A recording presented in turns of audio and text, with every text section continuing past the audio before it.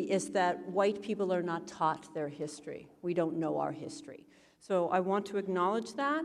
I want to position myself, of course, as a white person, and I'm talking to addressing a very, very specific dynamic. This is arguably the most complex, nuanced social dilemma since the beginning of this country, and there are myriad roads in, and all of them are essential, but so consistently left off the table is whiteness. Right? So we often learn about this group and that group and their struggles and their triumphs and their heroes and heroines, and yet we don't ask ourselves struggles and triumphs in relation to whom, right? And so, again, I'm going to focus on white folks and white people.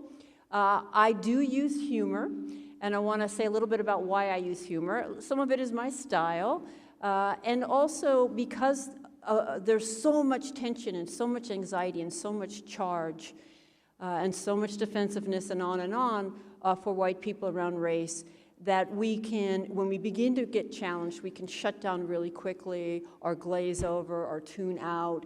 And all of those, of course, function to protect our positions and hold our worldviews in place. And so the laughter can help release some of that. If we can laugh at this, and mock it a little bit, to be direct, it can help us then step back and not take ourselves so seriously and hopefully, again, open it up. And I want to say that this is killing people of color, right? This is very, very serious. So my humor is not meant to trivialize that, but it is a strategy, one of many that I use in order to try to air this out and open it up. So I want to start by reading a bit from the beginning.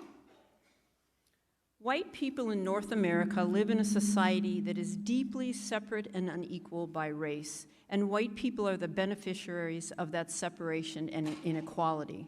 As a result, we are insulated from racial stress at the same time that we come to feel entitled to and deserving of our advantage.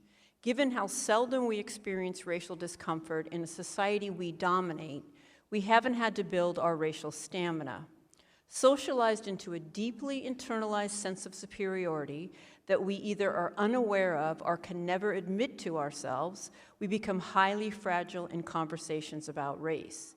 We consider a challenge to our racial worldviews as a challenge to our very identities as good moral people. Thus, we perceive any attempt to connect us to the system of racism as an unsettling and unfair moral offense.